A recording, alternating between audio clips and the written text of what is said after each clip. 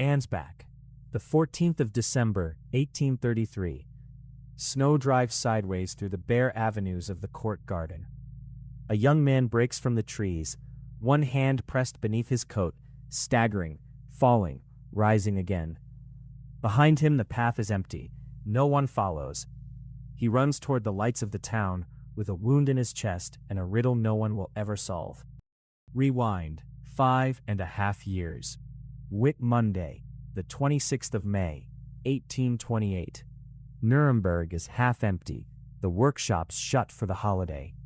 In a small square near the tallow works, a boy stands swaying, perhaps 16 years old, in ill-fitting clothes and broken boots. He cannot hold himself upright.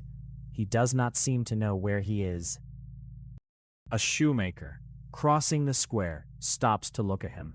The boy holds out a sealed letter, addressed to a captain of the 6th Cavalry Regiment. He can barely walk. His knees buckle at every step, as though his legs had never learned the work.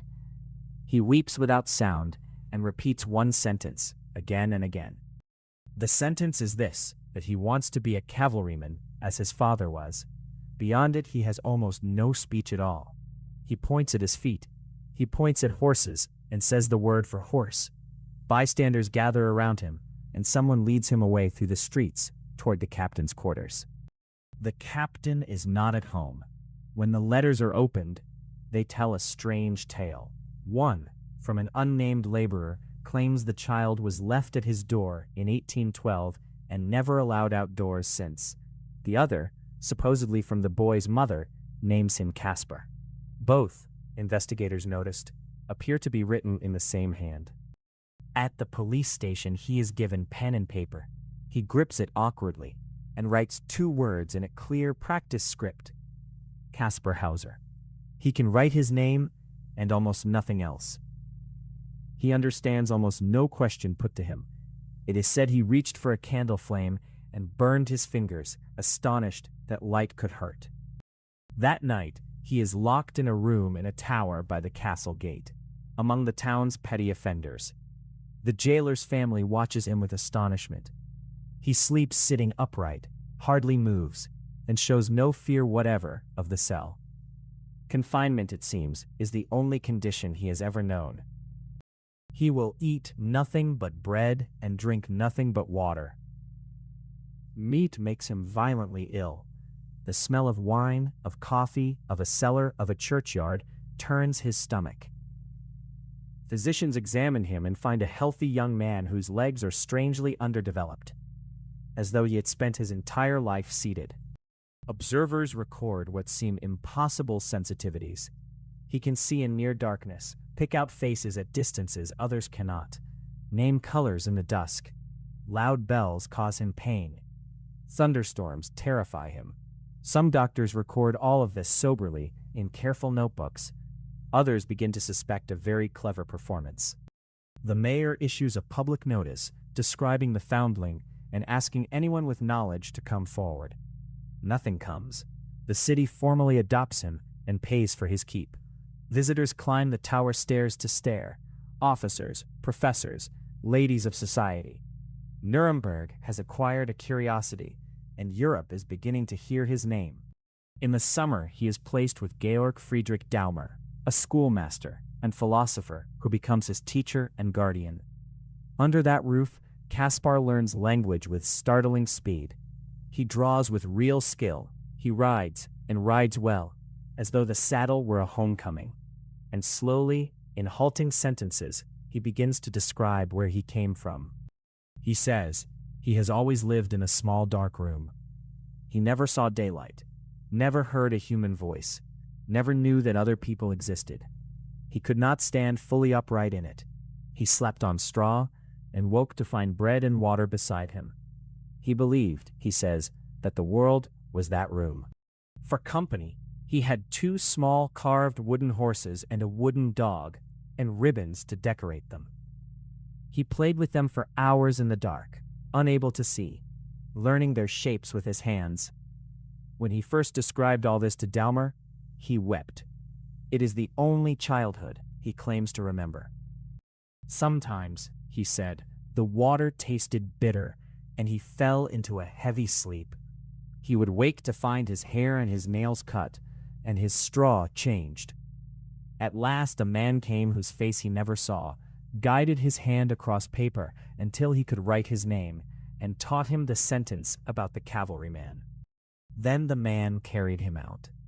Kaspar remembered pain in his feet, and the crushing weight of light and open air, and being made to walk while his legs failed beneath him.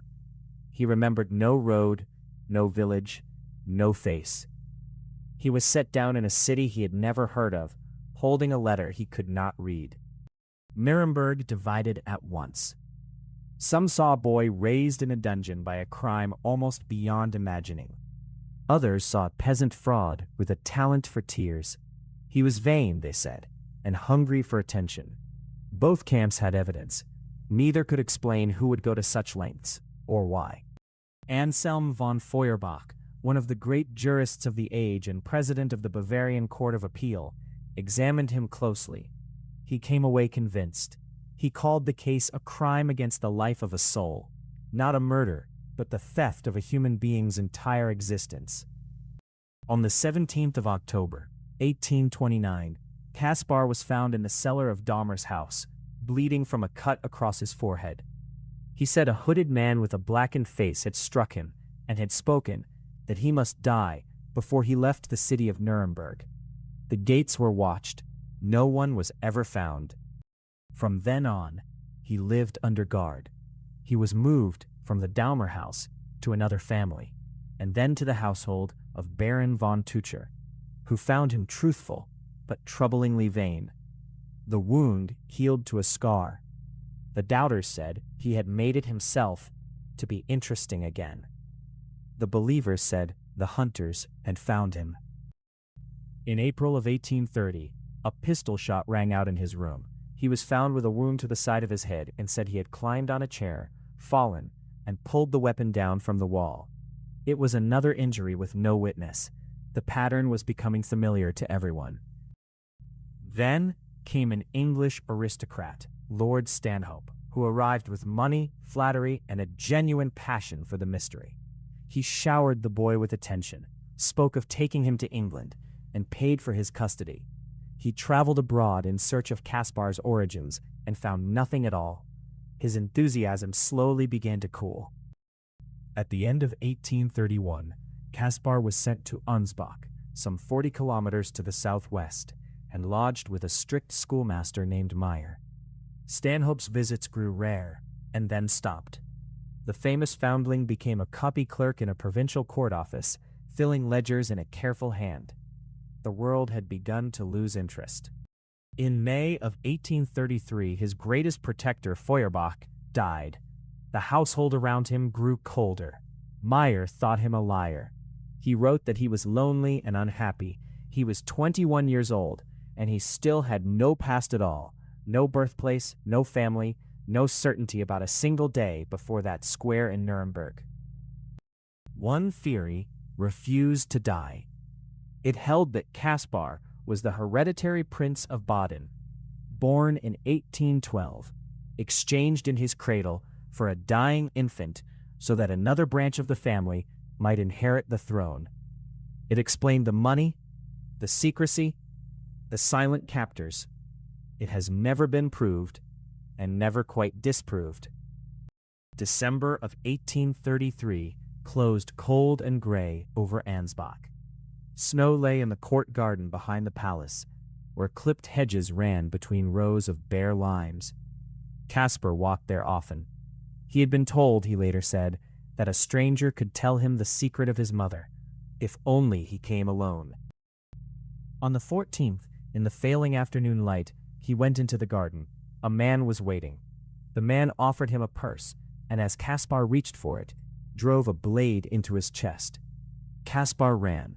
He reached the schoolmaster's house, gasped a few broken words about a garden and a man, and collapsed.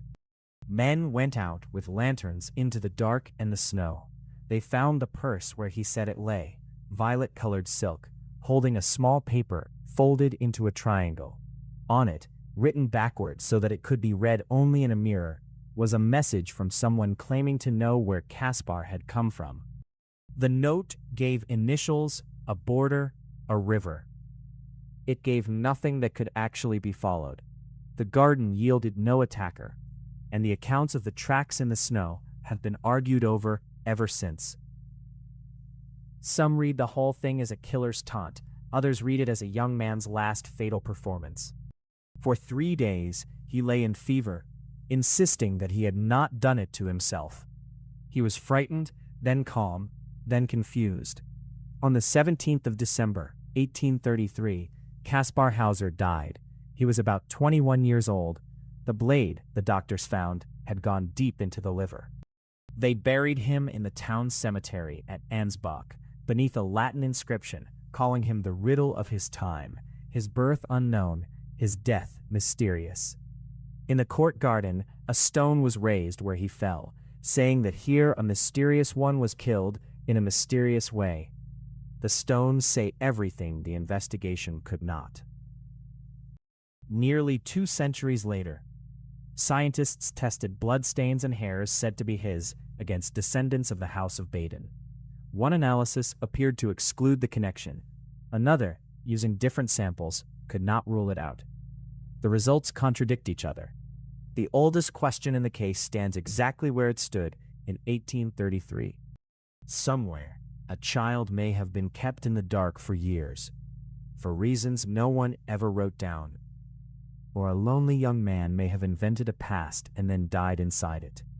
Both stories fit the evidence that survives. Neither can ever be closed. He arrived without a beginning, and he left without an end.